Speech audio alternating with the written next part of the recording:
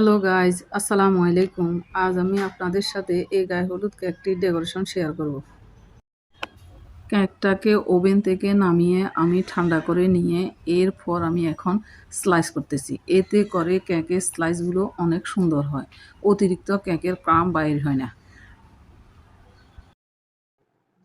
এখানে কেকটাকে আমি মোট 3টে লেয়ার করব। এটি ছিল 2 পাউন্ডের ভ্যানিলা কেক। এরপর আমি বোর্ডের মধ্যে কিছুটা ক্রিম লাগিয়ে এর উপরে দিয়ে দিব একটা কেকের লেয়ার। কেকের লেয়ারের মধ্যে ভালোভাবে সুগার সিরাপ দিয়ে এরপর এর উপরে দিয়ে দিব হুইপ ক্রিম। ব্রেড নাইফ দিয়ে আমি কেকের লেয়ারের উপরে ক্রিমগুলোকে সমান করে নিতেছি। লেয়ারের উপরে একদম সমান করে হুইপ ক্রিম দিয়ে এরপর আমি আবার দিয়ে দিতেছি দ্বিতীয় লেয়ার। কেকের লেয়ার বসানোর সময় চারদিক থেকে একটু দেখে নিয়ে বসালে এতে করে কেক কাভার করার সময় সুন্দরভাবে ফিনিশিং আসবে। এর সুগার সিরাপ দিয়ে আবার আমি দিয়ে দিলাম হুইপ ক্রিম। প্রথম লেয়ার যেভাবে আমি কাভার করেছি দ্বিতীয় এবং তৃতীয় লেয়ারও আমি একইভাবে কাভার করব। তৃতীয় লেয়ারটা দিয়ে আমি সমান করে নিয়ে এর উপরেও দিয়ে দিলাম সুগার সিরাপ দিয়ে এবার আমি কিছুটা ক্রিম দিয়ে কেকটাকে ক্রাম কোটিং করে ফ্রিজে রাখবো 30 থেকে 40 মিনিটের জন্য। আমি কেকের শেষের লেয়ারটা সবসময় উপরে দিই, এতে করে কেকের উপরে কাভার করার সময় একদম সমান থাকে। আপনারাও চেষ্টা করবেন কেকের শেষের লেয়ারটা উপরে দেওয়ার জন্য, এতে করে কেক কাভার এবং ফিনিশিং অনেক সুন্দর আসে। ক্রাম কোটিং করার পর ফ্রিজে রাখবো 30 থেকে 40 মিনিটের জন্য। আমি হুইপ ক্রিম দিয়ে যখন কেকটা কাভার করতেছি তখন মনে পড়লো যে এটা তো গায়ে হলুদের কেক, তাই আমি এবার ক্রিমগুলো উঠে নিয়ে হুইপ ক্রিমের সাথে হলুদ কালার মিক্স করে এখন আমি এই হলুদ কালার হুইপ ক্রিম দিয়ে কেকটাকে কাভার করব।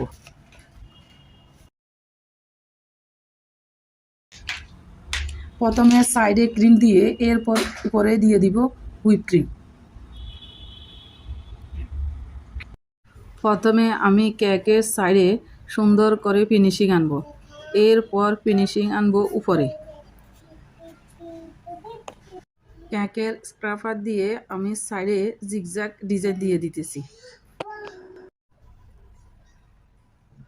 কেকের নিচের অংশে আমি একটা সবুজ কালারের শেড দিয়ে দিব। কাস্টমার আমাকে বলেছে তাদের শাড়ি নাকি সবুজ এবং হলুদ কালার, এই জন্য কেকটাও যেন শাড়ির সাথে ম্যাচিং হয়। এই জন্য আমি কেকের নিচে সবুজ কালার দিয়ে একটা শেড দিয়ে দিতেছি। কেকের সাইডের নিচের অংশে কালারটা দেওয়ার পর সুন্দর দেখাচ্ছে না, কালারটা কেমন জানি হালকা দেখাচ্ছে। এই জন্য কালারটা ডিপ করার জন্য আমি একটা কাঠির মাথায় কালার নিয়ে কেকের মধ্যে লাগিয়ে দিলাম, এতে করে কালারটা আরও গাঢ় এসেছে। ব্রেড নাইফ দিয়ে এখন আমি কেকের উপরে ফিনিশিং আনব। হালকা করে কেকের উপরে প্যালেট নাইফটা ধরে আরেক হাত দিয়ে টার্ন টেবিল ঘুরিয়ে ঘুরিয়ে আমি এই জিগজ্যাগ ডিজাইনটা কেকের উপরে দিয়ে দিতেছি। কাস্টমার আমাকে কেকের ডিজাইন পাঠিয়েছিল, সেই ডিজাইন অনুযায়ী এখানে আমি গোলাপগুলো বসিয়ে দিচ্ছি। ওই পিকচারের মধ্যে যে কালারের ফুল ছিল সে কালার অনুযায়ী আমিও এখানে গোলাপ ফুলগুলো করেছি। এরপর গোলাপের পাশে আমি কিছুটা পাতার নজেল দিয়ে পাতা দিয়ে দিতেছি। দেওয়ার পর একটা টিস্যু দিয়ে বোর্ডের সাইডে ক্রিমগুলো মুছে নিয়েছি। কেকের সৌন্দর্য বাড়ানোর জন্য এখানে আমি গোল্ডেন ফ্লেক্সগুলো কেকের উপরের সাইডে দিয়ে দিতেছি। এই ভিডিওটা যদি আপনাদের কাছে ভালো লাগে তাহলে একটা লাইক করবেন এবং কেকটা কেমন হয়েছে জানাবেন।